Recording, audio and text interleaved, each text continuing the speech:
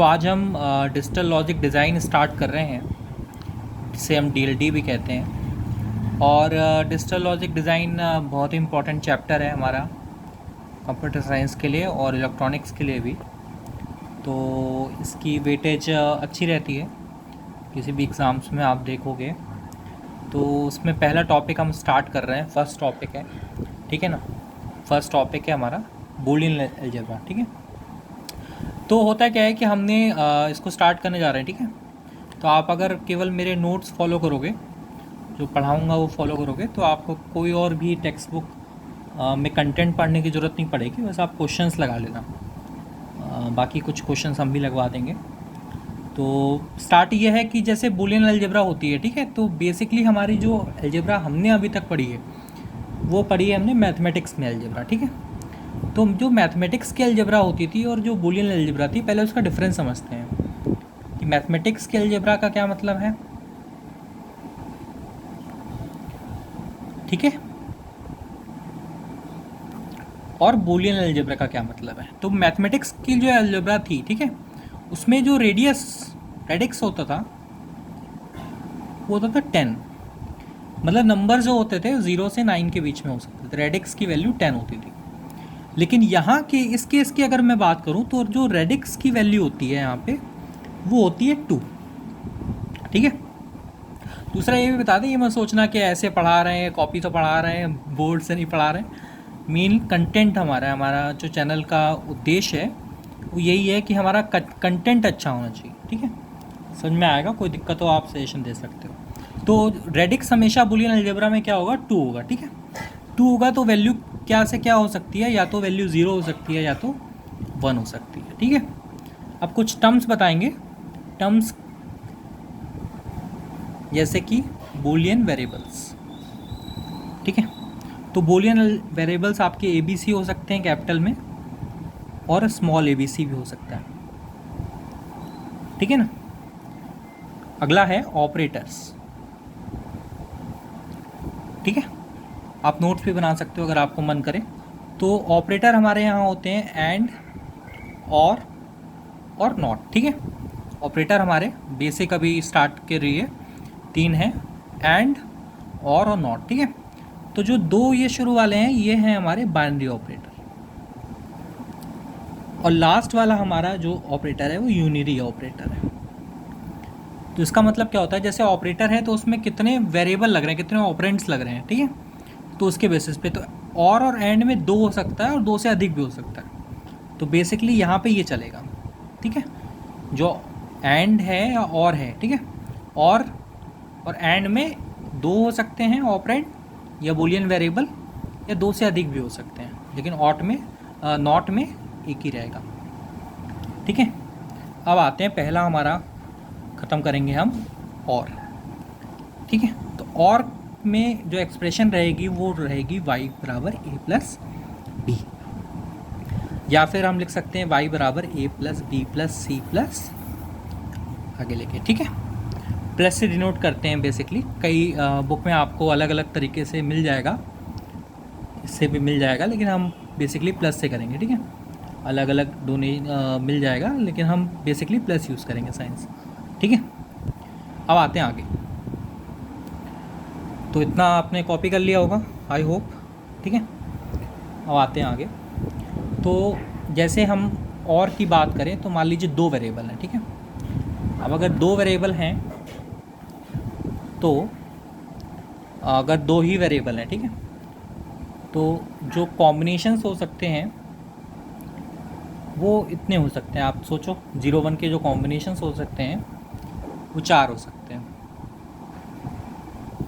ठीक है ना। ज़्यादा अगर आपको समझ में आ गया तो बताओ, 0 रख लो तो 0 1, 1 रख लो तो 0 1, ठीक है। 0 1 में से ही वैल्यू अगर रखोगे तो 4 कॉम्बिनेशन हो सकते हैं। कितने बूलियन वेरिएबल हैं, 1 और 2, 2 बूलियन वेरिएबल हैं। अगर ABC हमने ले लिया,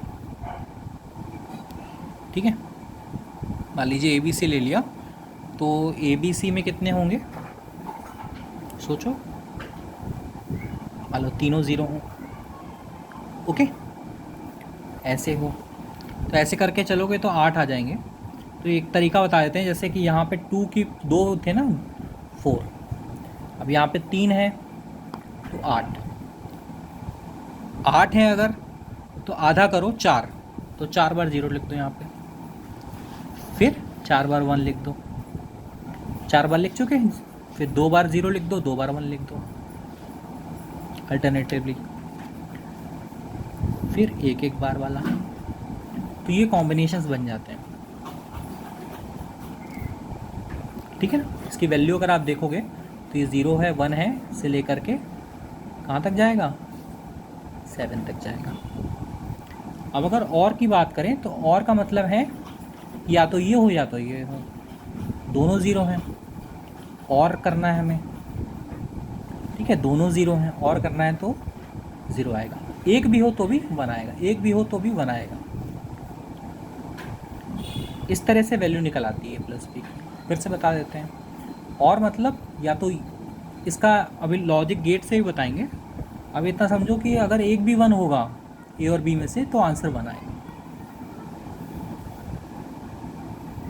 एक भी 1 होगा तो 1 आएगा, एक भी 1 होगा तो 1 आएगा, एक भी 1 होगा तो एक ऑब्जर्व करेंगे कि यहाँ पे शुरू वालों को छोड़ के बाकी सब क्या होगा, 1।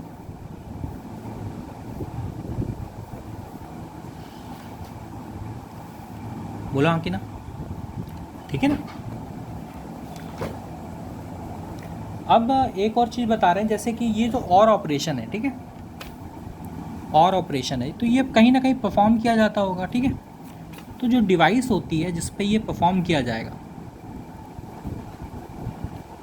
जहाँ परफॉर्म किया जाएगा जो उस डिवाइस, उसी डिवाइस को कहते हैं लॉजिक गेट।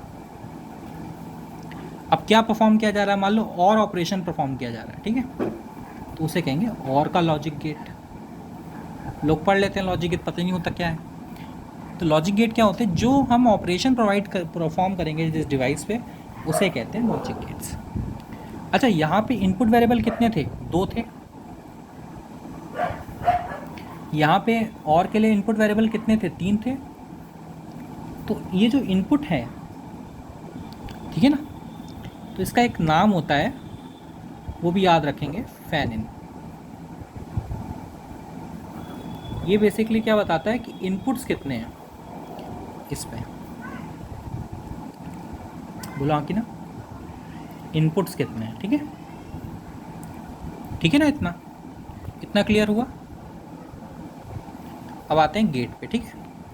तो गेट बेसिकली हम रिप्रेजेंट करते हैं इस तरीके से, y की value a plus B plus C जाती रहेगी। अगर इनपुट a है, b है, c है, n है, तो वैल्यू जुड़ती रहेगी, ठीक है। ये है n, क्या है, इनपुट है। ये कितने हैं, ये क्या है, इनपुट है। इनपुट नहीं बोलेंगे, आप क्या बोल सकते हैं इसको, ये फैन इन है। फैन इन ऑफ और वेरिएबल और gate is a, b, c, ठीक है, ऐसे बोला जाता है, ठीक है ना। इतना आगे बढ़े।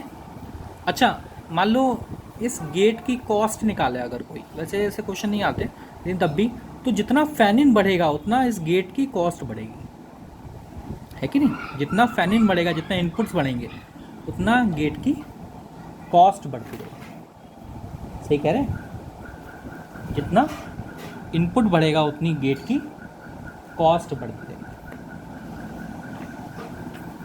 तो जाते जाते एक फॉर्मूला और नोट कर लेंगे, जाते जाते मतलब और गेट जाते जाते, कि अगर n इनपुट्स हैं मान लो, ठीक है, n वेरिएबल्स हैं मान लीजिए,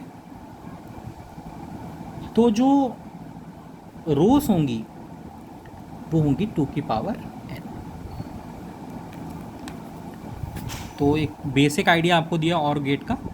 नेक्स्ट लेक्चर में हम कंटिन्यू करेंगे with and gate. Thanks for watching. Subscribe कर दीजिए, लाइक कर दीजिए, और जो भी आपका क्वेश्चंस हैं वो आप लिख सकते हैं। Thank you.